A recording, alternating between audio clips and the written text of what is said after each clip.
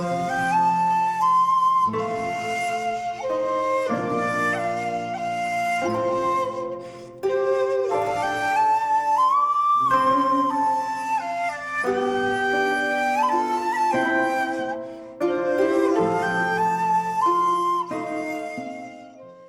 there, this is Solitary Ronin from Solitary Ronin Films, and welcome to part 15 of my Aki Kaurismaki season. Today we're going to talk about Lights in the Dusk from 2006, and again, this is from the Artificial Eye Kaurismaki Blu-ray collection,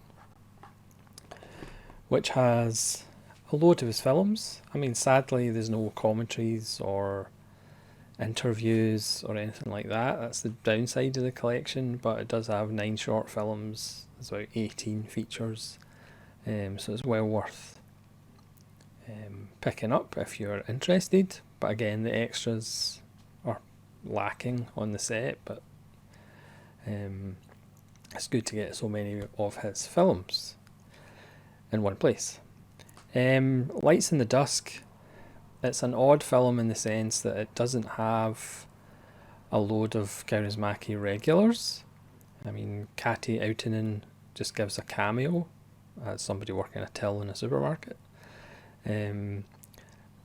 There's odd small parts from regulars, but there's no kind of Sakari Kuzmaninen or Markku Peltola from the last film we discussed, Man Without a Past.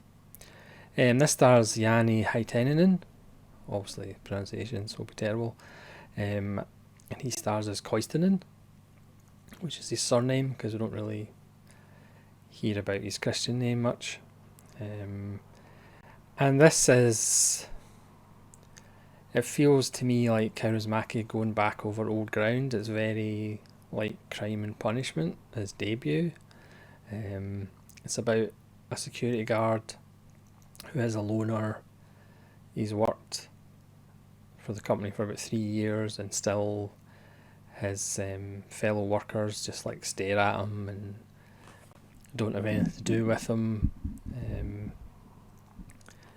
It's a difficult role because again, he doesn't talk much. He just looks fairly downbeat and depressed throughout the whole film. He doesn't really engage with people. I do identify with him a lot. He just goes through the usual motions. It's a very spare film. And then all of a sudden this blonde woman comes up and starts talking to him, asking about marriage and going out with him, and all of a sudden he's in this quote unquote relationship, but we kind of come to realise that she is a pawn for some shady looking characters, and her interest in him is perhaps not for romantic reasons.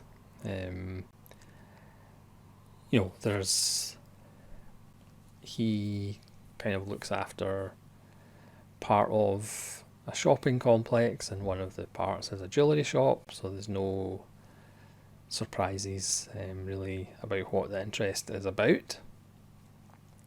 And the inevitable happens. I'm not going to go into plot points, but you can fairly figure out exactly what's going to happen. And very much like,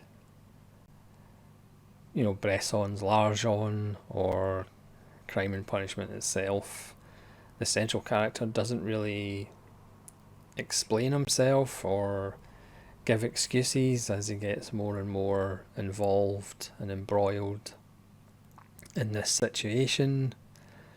At one point he gets involved with the police, and the police officer is the same actor who played the police officer in Man Without a Past.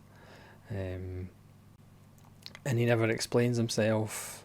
He never gives the woman up who suddenly appeared and showed an interest in him. I mean, that's the moral of the story. If a woman turns up and starts showing interest in you, then immediately run from that situation, because it's never going to end well. The film itself is only 78 minutes. It's one of Kaurismaki's shorter films, and again, it doesn't need to be any longer. After the kind of humanity and sense of community and really kind of feel-good film of The Man Without a Past, this is Kaurismaki back to the bleak side. Again, very sparely shot. It is shot in really nice colour, but the compositions are really spare. Again, because the lead character doesn't really say much, he just kind of looks. Obviously, everybody smokes. Everybody in the entire film smokes. But because he doesn't really stand up for himself or give an explanation to what's going on, he has a hard character to kind of engage with. And to me, that was maybe one of the issues with the debut, Crime and Punishment. Way back in the 80s, way back at the episode 1 of this series. Again, it does feel like Kaurismaki's going over old ground on this one. And again, it still has the wonderful use of music. Even though, again, he uses a song that he used in one of his earlier films. So for me, it's a good film. It's a solid film, but it's certainly for me one of Kaurismaki's weakest, just because of that sense of he's going over old ground, and he's kind of repeating himself. But certainly, if you're a Kaurismaki fan, it's well worth watching. It also lacks that wonderful dry offbeat humour. It's pretty much completely played straight, and it is pretty bleak. The only glimmer of hope is a woman who obviously cares for Koistinen, who works at a local kind of grill caravan place that he occasionally frequents, and she tries to reach him and tries to contact him, tries to engage with him, but that's a struggle. But that is the only kind of perhaps hopeful note in the film, because again, it's about a character who's an outsider and is a loner and doesn't fit in, and pretty much everybody in the film just like stares at him wherever he goes.